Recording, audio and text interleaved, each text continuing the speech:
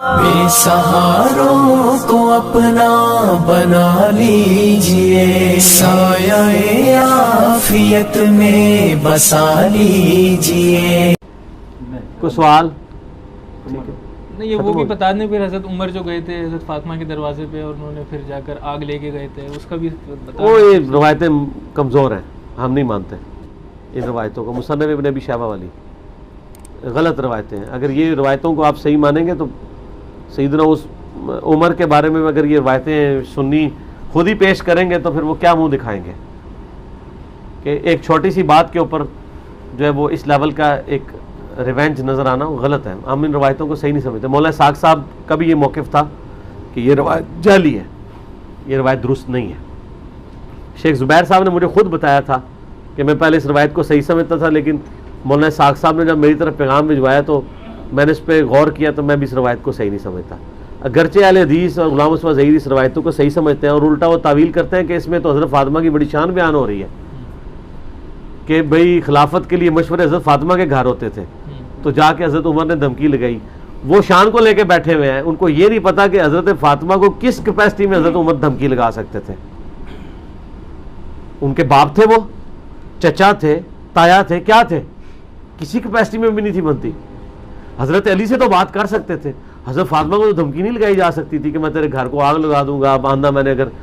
دیکھے۔ اور کہتے ہیں نہیں دیکھے، اس میں انہوں نے یہ بھی کہا کہ آپ اللہ کے نبی علیہ السلام کی وجہ سے ہمیں اس دنیا میں سب سے بڑھ کے محبوب، لیکن یہ جو کچھ آپ کے گھر ہو رہا ہے چلے یہ بات تو ٹھیک ہے، لیکن آگے اس طرح دھمکی تو نہیں لگائی جا سکتی۔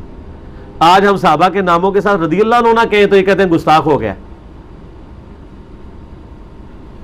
حالانکہ عربی کتابیں بخاری مسلم میں آپ کو 90% کہیں نام لکھے ہی نہیں ہوتا رضی اللہ عنہ، ان عائشہ ان ابی ہریرہ، ڈائریکٹ حدیث شروع ہوتی ہے۔ ہم تو پھر بھی زیادہ دفعہ کہہ رہے ہوتے ہیں، اور جدھر صراحتاً دھمکی آ رہی ہے وہاں ان کو گستاخی نظر نہیں آ رہی، الٹا ان روایتوں کو ڈیفینڈ کر رہے ہیں۔ اگر ان روایتوں کو ڈیفینڈ کریں گے پھر حضرت عمر کو آپ ڈیفینڈ نہیں کر پائیں گے، پھر ہم تو ڈنگے کی چوٹ پہ کہیں گے کہ جو بندہ اس روایت کو صحیح مانتا ہے اس کو ماننا پڑے گا کہ حضرت عمر نے حضرت فاطمہ کی توہین کی ہے اور اس کی وجہ سے رسول اللہ کا دل دکھا ہے۔ دیکھیں اختلاف رائے اپنی جگہ ہے، حضرت ابوبکر کا بھی فدق کے مسئلے میں اختلاف ہوا ہے، لیکن حضرت ابوبکر نے دھمکی لگائی ہے کہ آندھا تو میرے پاس آئی تو میں تیرے گھر کو آگ لگا دوں گا۔ ان کو پتہ نہیں کتنا خطرناک کھیل کھیل رہے ہیں اس طرح کی باتیں کر کے۔ یہ تو مطلب میں اب آپ کو کچھ باتیں ان کیمرہ بعد میں بتاؤں گا اس روایت کے بارے میں جو زبیر علی زئی صاحب نے حضرت عمر کے بارے میں کومنٹس کیے تھے۔ ان روایت کو صحیح مان بھی لیا جائے نا تو پھر حضرت علی کی پرسنالٹی پر بھی سوال تو کھڑے ہوں گے نا کہ یہ سارا معاملہ ہو رہا تھا تو حضرت علی کہاں موجود تھے، تو یہ تو پھر عقلی کیا مطلب وہ موجود ہے؟ مطلب حضرت فاطمہ کے ساتھ یہ دھمکیاں دی جا رہی ہیں، یہ سب کچھ ہو رہا ہے، تو مطلب یہ ریئیکشن نہیں نظر آتا ہمیں اس قسم کا، اور یہ مطلب منطقی طور پر سمجھ نہیں آتی یہ بات۔ یہ تو باتیں ان کو سمجھائیں نا جو یہ روایتیں بیان کر رہے ہیں، ہم تو روایتوں کو نہیں صحیح سمجھتے۔ ہم تو کہتے ہیں کہ حضرت عمر کا جو غلام یہ روایت بیان کر رہا ہے وہ اس زمانے میں حضرت عمر کا غلام نہیں تھا جس زمانے کا یہ واقعہ ہے، وہ سند بیان کرے نا۔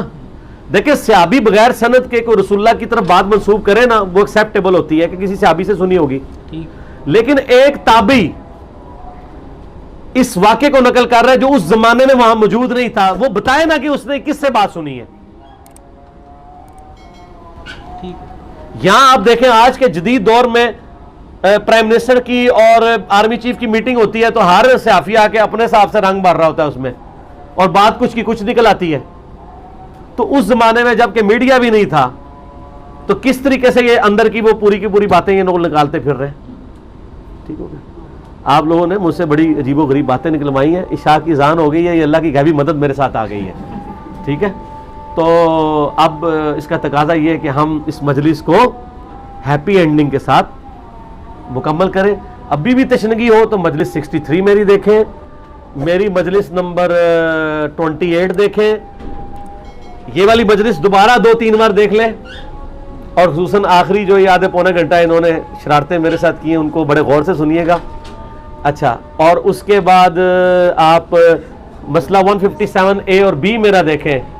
جو علی الحسن نقوی صاحب کے ساتھ 100 سوال ہیں سنی شیعہ کنفلکٹ پہ۔ ٹھیک ہوگا جی، صلاۃ بر محمد و آل محمد، اللہم صلی علی محمد و علی آل محمد۔ اللہ تعالیٰ سے دعا جو حق بات میں نے کہی اللہ تعالیٰ ہمارے دلوں میں راسخ فرمائے، اگر جذبات میں میرے منہ سے کوئی غلط بات نکل گئی اللہ تعالیٰ ہمارے دلوں سے معاف کر دے، ہمیں کتاب و سنت کی تعلیمات پر عمل کر کے دوسرے بھائیوں تک پہنچانے کی توفیق عطا فرمائے.